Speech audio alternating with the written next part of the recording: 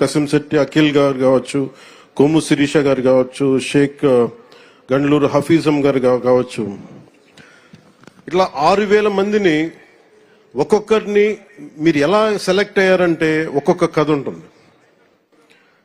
నేను మా నాన్నగారిని చూసేవాడిని. నాకు ఊహ తెలిసేటప్పటికి మా నాన్న పెట్టి ఆఫీసర్. ఆయన ఒక కానిస్టేబుల్కి ప్రారంభమై మా కోరిక ఏంటంటే మా నాన్న వచ్చిన ప్రతి ప్రమోషన్ మా ఇంట్లో పండుగ ఉండేది. ఎప్పుడు ఎస్ఐ అవుతారు, ఎప్పుడు ప్రిన్సిపల్ ఎస్ఐ అవుతారు, ఎప్పుడు సిఐ అవుతారు, ఎప్పుడు ఒక ఏఎస్ అసిస్టెంట్ ఎక్సైజ్ సూపరింటెండెంట్గా, ఇవన్నీ మేము వెయిట్ చేసేవాళ్ళం. ఎప్పటికప్పుడు ఎగ్జామ్స్ రాస్తూ ఉండేవాళ్ళం, డిపార్ట్మెంటల్ ఎగ్జామ్స్. సో మీకు డిపార్ట్మెంటల్ ఎగ్జామ్స్ ఉంటాయి అంటే మీ చదువు కానీ మీ లెర్నింగ్ కానీ ఎప్పటికీ అవ్వదు. అది it's an on going learning process. నాకు మీ అందరినీ చూస్తే నాకు ఎంత ఆనందంగా ఉందండి. ఇందాక గౌరవ ముఖ్యమంత్రి గారితో నాకు అవకాశం లభించింది. మీ అందరినీ చాలా దగ్గరగా చూసే అవకాశం, మొత్తం అన్ని జిల్లాల నుంచి ప్రతి ఒక్కరిని నమస్కరించడానికి, మీ తల్లిదండ్రులతో మాట్లాడటానికి ఎంత ఆనందం అనిపించిందంటే నాకు మీ కళ్ళల్లో ఆ ఆనందం నాకు నా తల్లిదండ్రులను చూసుకున్నట్టు అనిపించింది. మీ అందరిని చూసాను, అంత అద్భుతంగా అనిపించింది నాకు. ఇక్కడ ఎంత కదిలించేసిందంటే ఒక్కొక్కరి కథలు.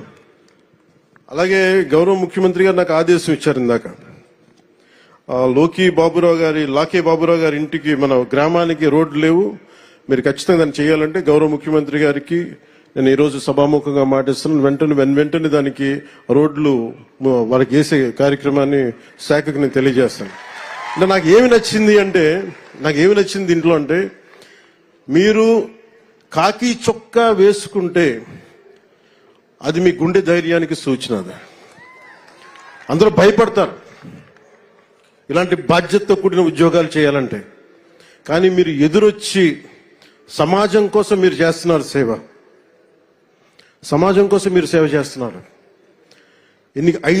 దాదాపు ఇన్ని కోట్ల మంది జనానికి మీరు ధైర్యం ఇస్తున్నారు.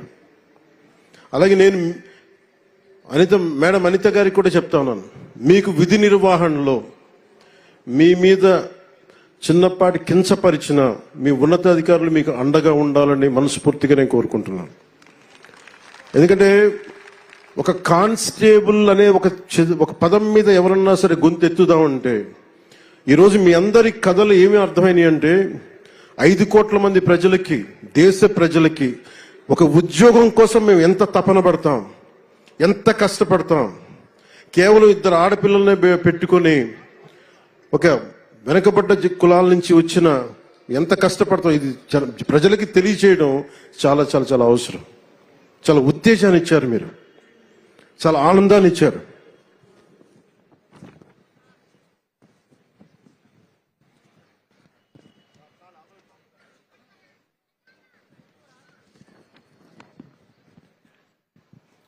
రెండు 2022లో కానిస్టేబుల్ ఉద్యోగాలు భర్తీ చేస్తూ ఉంటూ ఆర్భాటంగా నోటిఫికేషన్ ఇచ్చారు. కేసుల రూపంలో న్యాయపరమైన చిక్కులు ఎదురైతే పట్టించుకోకుండా వదిలేశారు. ఉద్యోగ నియామకాలకు ఉన్న అడ్డంకులను తొలగించడం ఎలా అని కనీస ఆలోచన కూడా చేయలేదు. అర్హత ఉన్న మీరింత కష్టపడి ఇంట్లో ఇన్ని కన్నీళ్లు కష్టాల మధ్య మీరు కష్టపడి వచ్చిన తర్వాత కూడా అర్హత ఉన్న ఉద్యోగాల కోసం మీరంతా